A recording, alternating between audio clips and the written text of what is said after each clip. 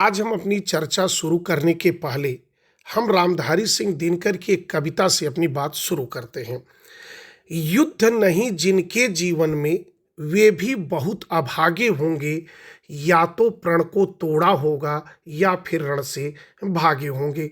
अगर हम इसके अर्थ की बात करें तो ये कहा जा रहा है कि जो लोग संघर्ष से दूर रहते हैं वे जीवन का जो असली स्वाद है उससे भी दूर रहते हैं, अर्थात उनके जीवन में कुछ भी खास नहीं होता है।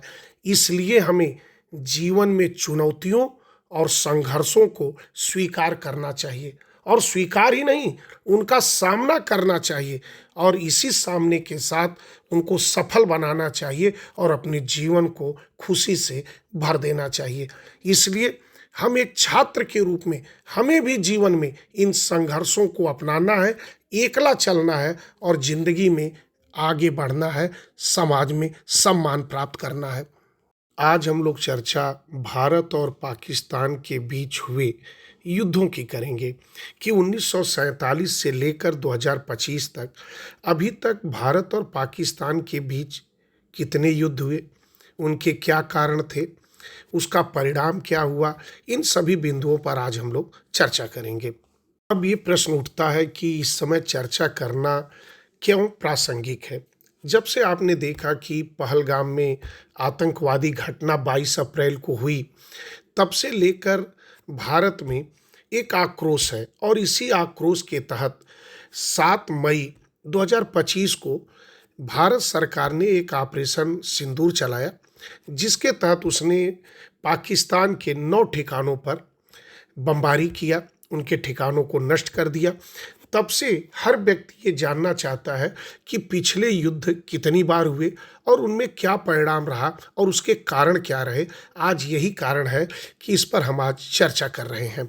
अगर हम भारत पाकिस्तान के युद्धों की बात करें तो अगर हम अभी जो वर्तमान में इस समय प्रसंग चल रहा है इसको अगर मैं छोड़ दूं और इसको युद्ध की संज्ञा न दूं, तो इसके पहले 1947 से लेकर 7 मई 2025 के पहले अभी तक भारत पाकिस्तान के बीच 4 युद्ध हुए हैं। पहला युद्ध 1947 में हुआ, दूसरा युद्ध 1965 में हुआ, और तीसरा युद्ध 1971 में हुआ, और चौथा और अभी तक का अंतिम युद्ध 1999 में हुआ। और अगर इन चारों युद्धों का लबो-लुबाब देखें तो चारों युद्धों में पाकिस्तान पराजित हुआ। अब हम एक एक करके इन युद्धों की चर्चा करेंगे। अब हम चर्चा भारत और पाकिस्तान के बीच पहले युद्ध की चर्चा करते हैं।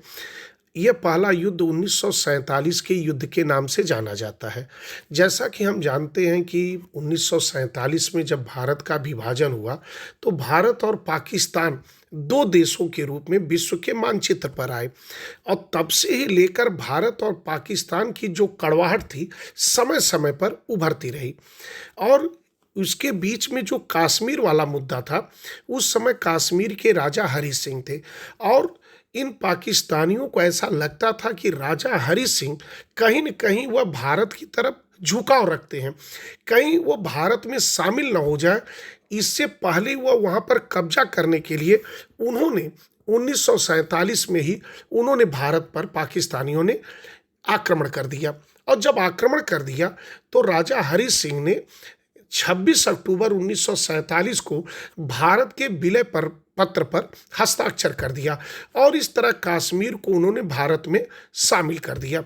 और जब भारत में शामिल हो गया कश्मीर, तो निश्चित है अब पाकिस्तान से युद्ध सीधे भारत से हो गया, और इस तरह भारत और पाकिस्तान का पहला युद्ध शुरू हो गया। और यह युद्ध चलता रहा, लेकिन बाद में धीरे धीरे हमारी सेनाएं जो भारत की थी वह बीस पड़ने लगी, और कहीं न कहीं पाकिस्तान की सेना को पीछे हटना पड़ा, और ऐसे में लगभग 2/3 हिस्सों में भारत ने कब्जा जमा लिया। और इस तरीके से लगभग यह युद्ध 1 साल चला, और 1 साल के बाद युद्ध विराम की घोषणा हो गई, और इस तरह 1 जनवरी 1949 को यह युद्ध समाप्त हो गया। अब हम बात भारत पाकिस्तान के 1965 के युद्ध की करते हैं।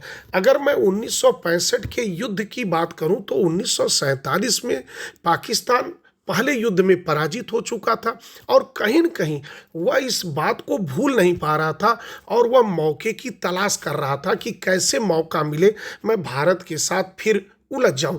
और यह मौका उसे 20 मार्च 1965 को गुजरात के कच्छ में मिला।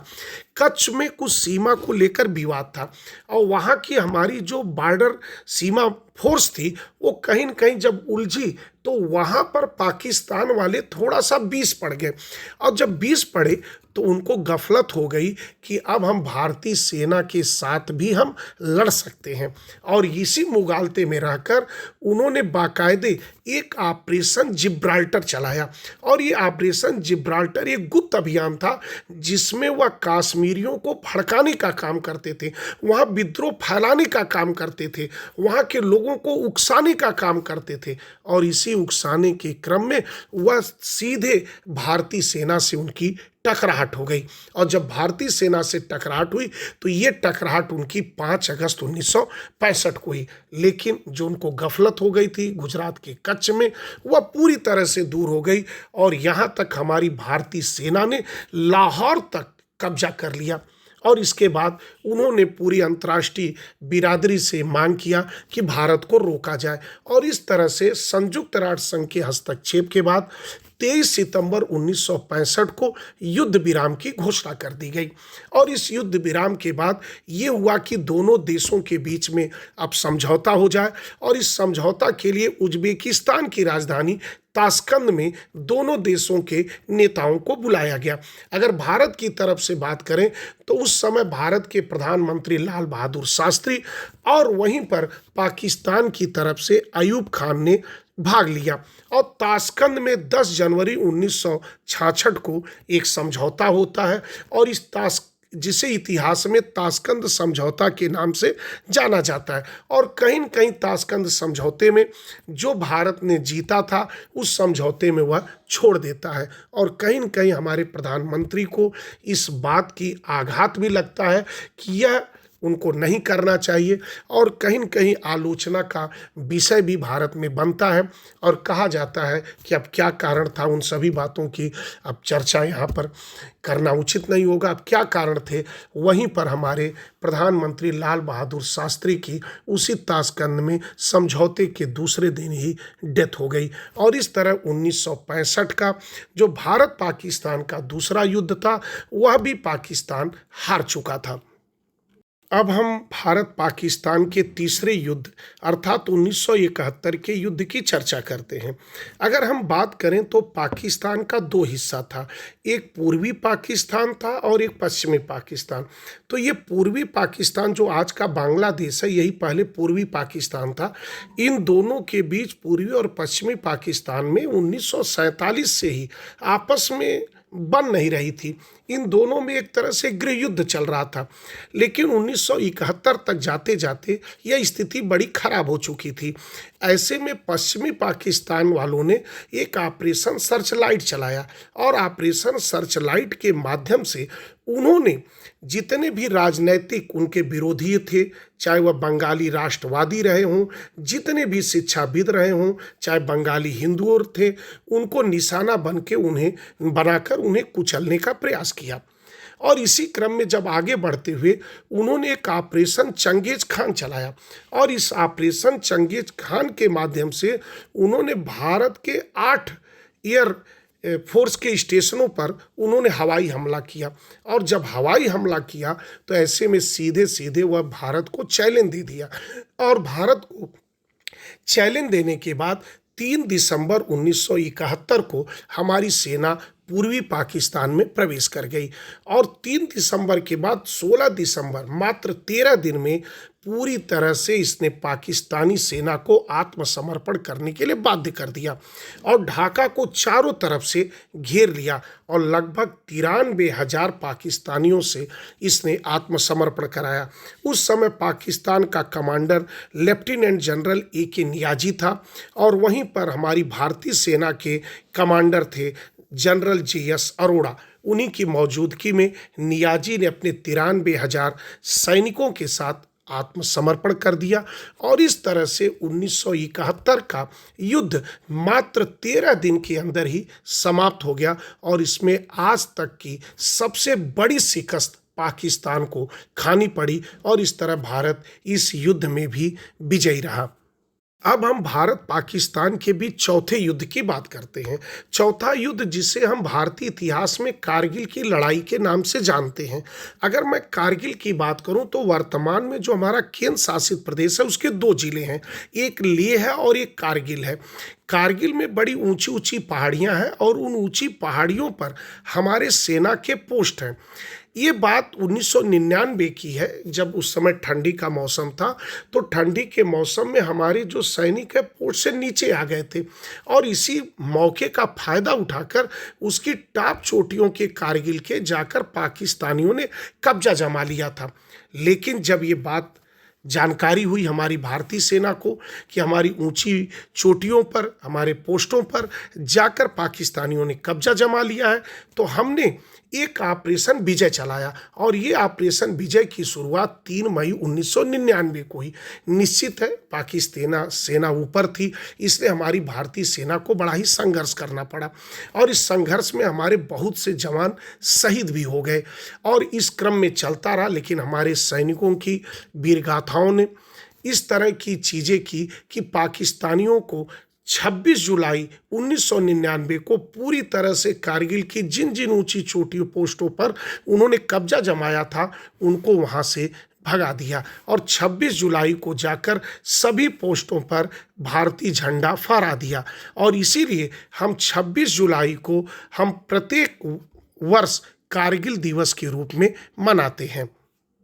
अब हम बात 22 अप्रैल 2025 को पहलगाम में हुई आतंकवादी घटना के बाद की चर्चा करते हैं।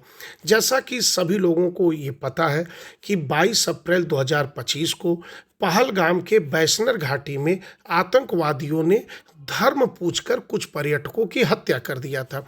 उसके बाद ही भारत और पाकिस्तान के बीच ये तनाव बढ़ गया और कहीं न कहीं भारतीय सेना ने इसका बदला लेने की बात की और जैसा कि उन्होंने पुरुषों को ही मारा था, सिंदूरों को उजाड़ा था और इसीलिए हमने एक ऑपरेशन सिंदूर चलाया और 7 मई 2025 को हमने रात के करीब 1 से 2 बजे के बीच में हमने ऑपरेशन सिंदूर प्रारंभ किया और हमने चुनकर पाकिस्तान के जो 9 ठिकाने थे, जो आतंकवादी ठिकाने थे, उस पर हमने मिसाइलों के माध्यम से, ड्रोन के माध्यम से और एयर स्ट्राइक के माध्यम से हमने इस 9 ठिकानों को ध्वस्त कर दिया और तब से ही लेकर भारत और पाकिस्तान के बीच तनाव बढ़ गया है।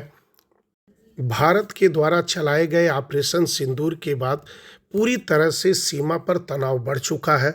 अब इस सीमा के तनाव के बढ़ने पर आगे क्या होता है, अब ये तो भविष्य के गर्त में है, इस पर हम चर्चा कभी और करेंगे।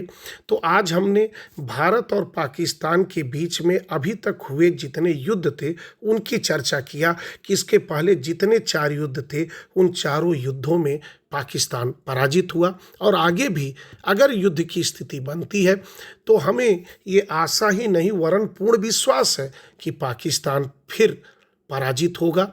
इसलिए पाकिस्तान को अपने रवैये में सुधार करना होगा, उसे अब आतंकवादियों को सह देना छोड़ना होगा। तो निश्चित है आपने आज इन सभी बारे में पढ़ा, तो अब मैं अपनी वाणी को विराम देता हूँ। बहुत बहुत धन्यवाद।